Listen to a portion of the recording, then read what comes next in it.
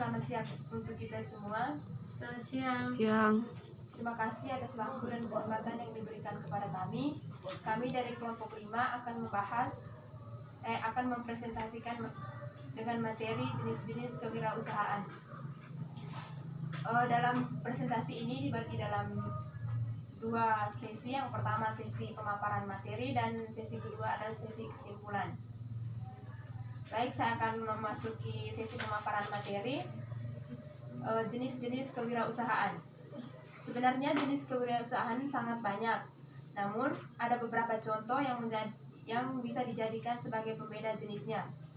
Perbedaan jenis kewirausahaan ini dilihat dari motif atau alasan dari pelaksanaan kewirausahaan itu sendiri, antara lain: yang pertama, kewirausahaan yang dilakukan karena tuntutan hidup, misalnya karena sulitnya mendapatkan pekerjaan akibat efek PHK. Yang kedua, kewirausahaan yang dilakukan akibat ide atau kreativitas karena melihat peluang.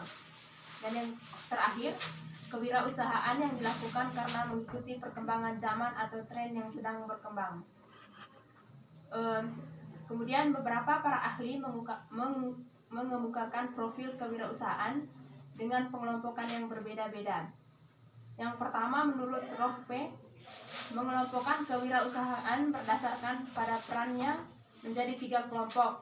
Yang pertama, wirausahawan rutin.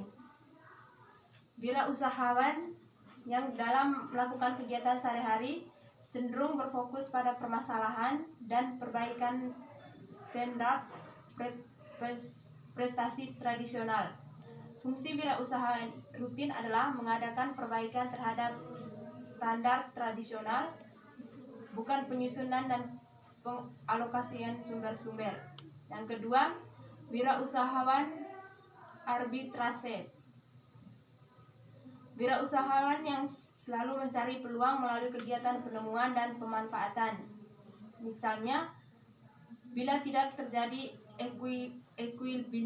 equilibrium dalam penawaran dan permintaan pasar, ia akan membeli dengan murah dan menjual dengan harga mahal.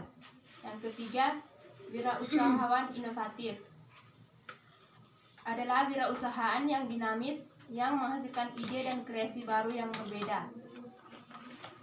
Kemudian, menurut Thomas Zimmerer pada tahun 1996, mengelompokkan wirausahawan berdasarkan pada profil menjadi 4 kelompok. Yang pertama, part-time entrepreneurship, yaitu wirausahawan yang hanya setengah waktu melakukan usaha.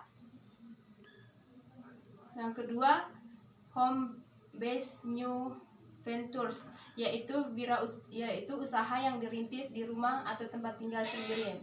Yang ketiga, family owned business, yaitu usaha yang dirintis dari rumah atau dimiliki oleh anggota keluarga secara turun-temurun. Yang keempat, compreneurs, yaitu usaha yang dilakukan oleh 2 orang wirausahawan yang bekerja sama sebagai pemilik dan menjalankan usahanya secara bersama-sama. Kemudian ada 3 jenis wirausaha yang sangat populer di Indonesia. Yang pertama, usaha retail. Usaha retail merupakan suatu jenis usaha yang tidak pernah ada matinya. Usaha ini juga disebut sebagai penjual eceran secara langsung kepada konsumen. Yang kedua, startup bisnis.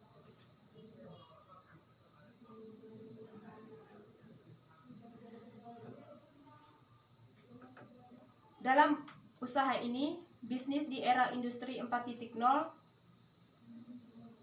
bukan hal yang mudah, di mana dalam mencapai kesuksesan ketika mendirikan startup hingga melakukan berbagai usaha untuk unicorn harus melalui berbagai proses. Contohnya, platform Gojek yang didirikan pada tahun 2011 oleh Nadiem Makarim melalui usahanya dari pebisnis startup hingga saat ini Gojek mencapai level unicorn. Dan yang terakhir, industri kreatif.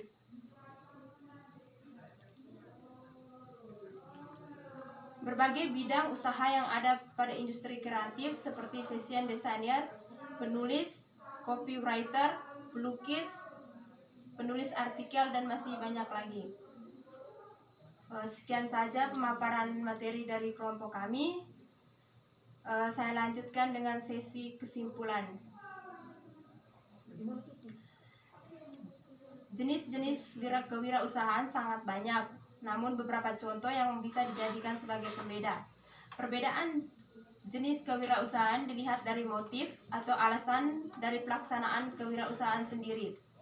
Antara lain, kewirausahaan yang dilakukan dikarenakan tuntutan hidup, misal karena sulitnya mendapatkan pekerjaan akibat efek PHK. Sekian saja presentasi kelompok kami. Waktu dan kesempatan kami kembalikan ke dosen pengampu mata kuliah.